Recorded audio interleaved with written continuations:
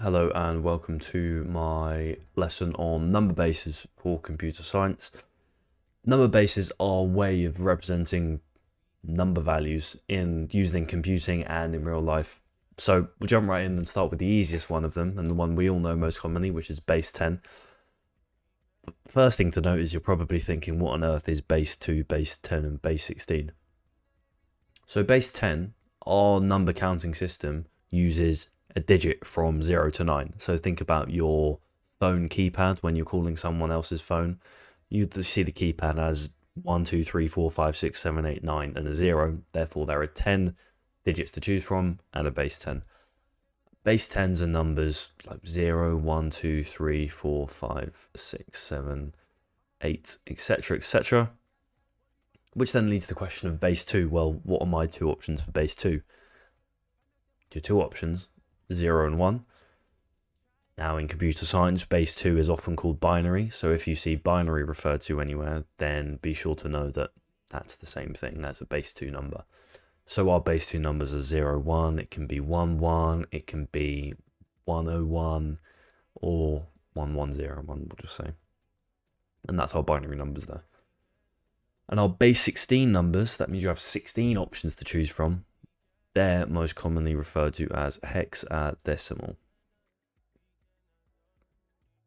That's most commonly used in IP addressing and more efficient data storage.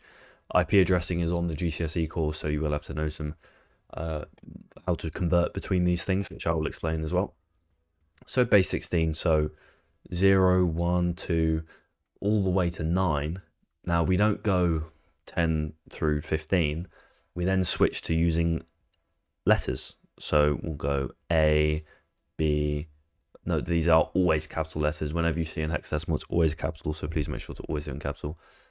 A, B, C, D, E, and F.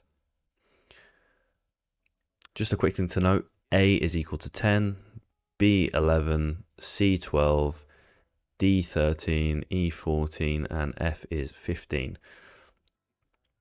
So the first thing to do is convert between these numbers. You'll need to know how to convert between binary and normal numbers and hexadecimal, to and from each of these. So jump right in and start with base 2 to base 10. And let's just say the base 2 number is 1, 1, 0, 1. And we want to know what that is in normal numbers. How do we approach the problem? So whenever we have a base involved, we can draw out a nice little table. So we'll start with 2 to the 0. Then we'll go 2 to the 1, 2 to the 2, 2 to the 3, etc., etc., all the way up. Now you're thinking, why on earth have you, why 2, why 0 to 4?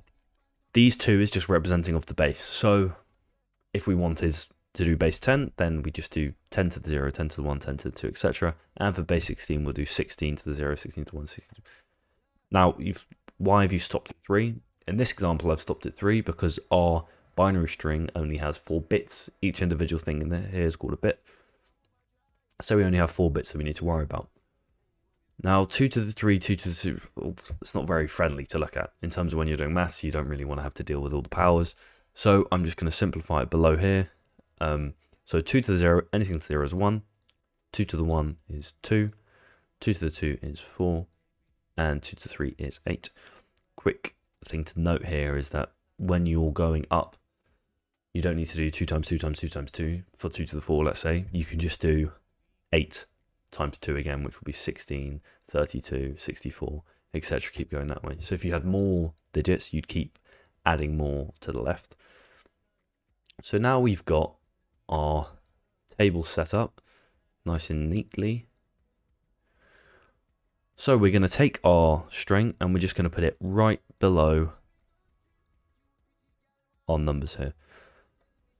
And what we're going to do is we're going to multiply between these two. And we're going to put our thing in the line here. So 1 times 1 is 1. 2 times 0, 0. 4 times 1 is 4. 8 times 1 is 8. Now you're thinking, okay, so you're saying that number is 8,401.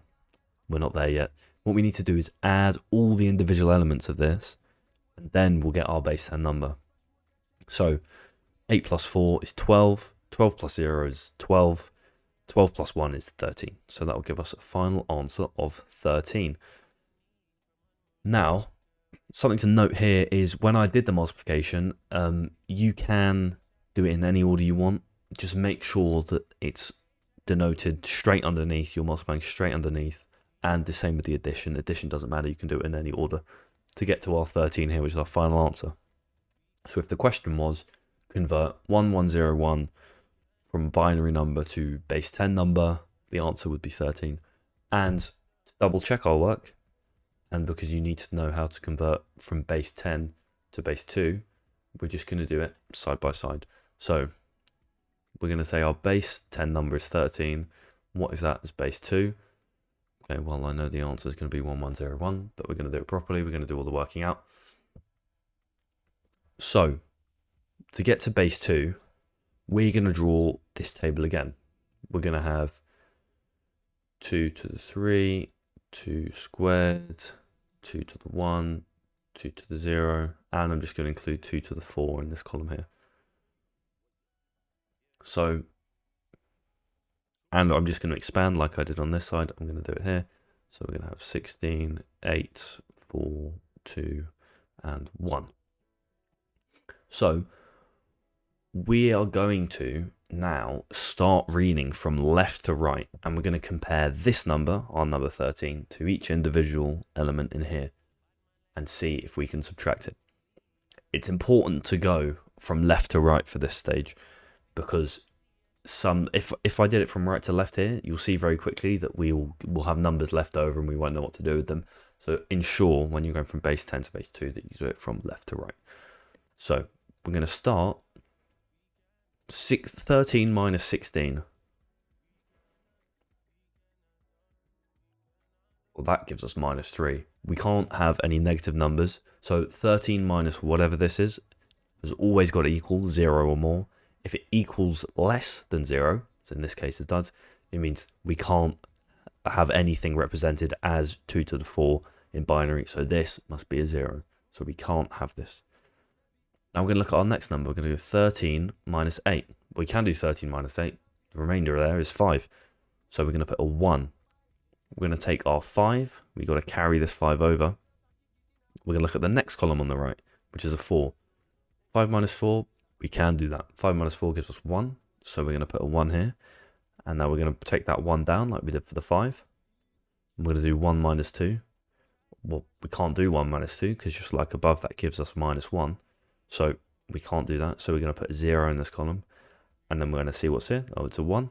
1 minus 1 equals 0. So we can use the 1. So we're going to put a 1 there.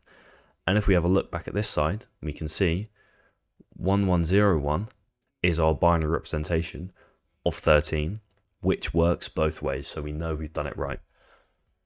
So now we're going to do the same thing, but we're going to go from base 16 to base 10 and base 10 to 16. So we're going to actually start with the base. What should we start with? Start with the base 16 one. So just like in our base 2, we had 2 to the 0, 2 to the 1, 2 to the 2. We're going to have, or sorry, I'll just start with saying our let's just go 1f is our base 16, and we want to get that into base 10.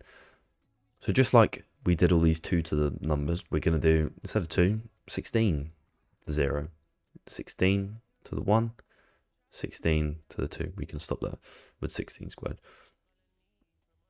So 16 to the 1, or 16 to the 0, well, that's just 1.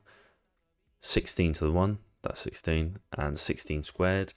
Off the top of my head, I don't know what that is. I actually do. It's 256.